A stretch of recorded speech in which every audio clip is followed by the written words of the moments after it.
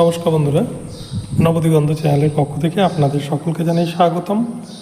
তো এই মুহূর্তে সবথেকে বড় বিগ ব্রেকিং নিউজ, এই মুহূর্তে কলকাতা হাইকোর্টের আজকের সবথেকে বড় update, group C group D এর যে ভাতা দেওয়ার সিদ্ধান্ত নিয়েছিলেন মাননীয় মুখ্যমন্ত্রী এবং তিনি যে ঘোষণা করেছিলেন, সেই ভাতার ওপরেই কিন্তু নেমে এলো বড় সড়ো স্থগিতাদেশ। আবারও বড় ধাক্কা খেলো রাজ্য সরকার কলকাতা হাইকোর্টে।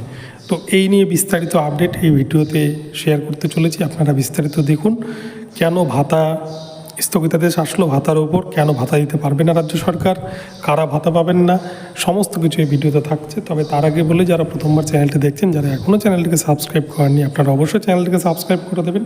তো চলুন আমরা মূল পর্বে ফিরে যাই, বিস্তারিত সম্পর্কে দেখে নিই। তো বন্ধুরা, 26,000 চাকরি বাতিলের পর যখন MA ফাইলে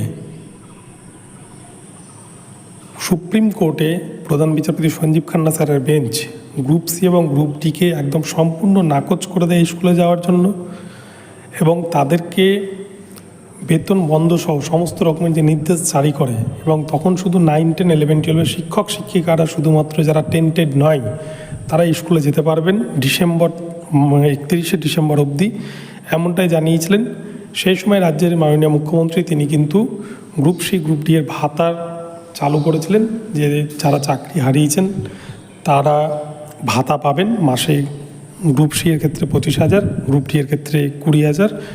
কিন্তু এই ভাতা এইভাবে দেওয়া যায় কি না, এটা তো রাজ্যের টাকা এইভাবে এই সমস্ত খাতে খরচ করা যায় কি না, এই নিয়ে কিন্তু মামলা দায়ের হয়েছিল কলকাতা হাইকোর্টে।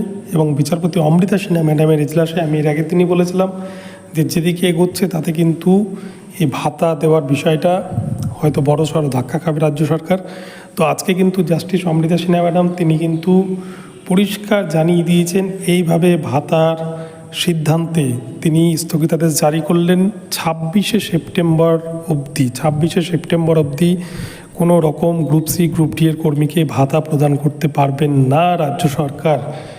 এবং শুধু তাই নয়, 4 সপ্তাহের মধ্যে এই ভাতা দেওয়ার সিদ্ধান্ত কেন গ্রহণ করা হলো, যাদের পুরো প্যানেলটাই বাতিল করেছে সুপ্রিম কোর্ট, যেখানে সম্পূর্ণ নতুন করে নিয়োগ প্রক্রিয়া কমপ্লিট করার নির্দেশ দেওয়া হয়েছে, সময়সীমা বেঁধে দেওয়া হয়েছে, তারপরেও কেন এইভাবে বেআইনিভাবে ভাতার সিদ্ধান্ত গ্রহণ করেছিল রাজ্য সরকার, তার হলফনামা কিন্তু 4 সপ্তাহের মধ্যে আদালতকে জানাতে হবে রাজ্যকে, এমনটাই কিন্তু নির্দেশ দিয়েছেন জাস্টিস অমৃতা সিনহা ম্যাডাম।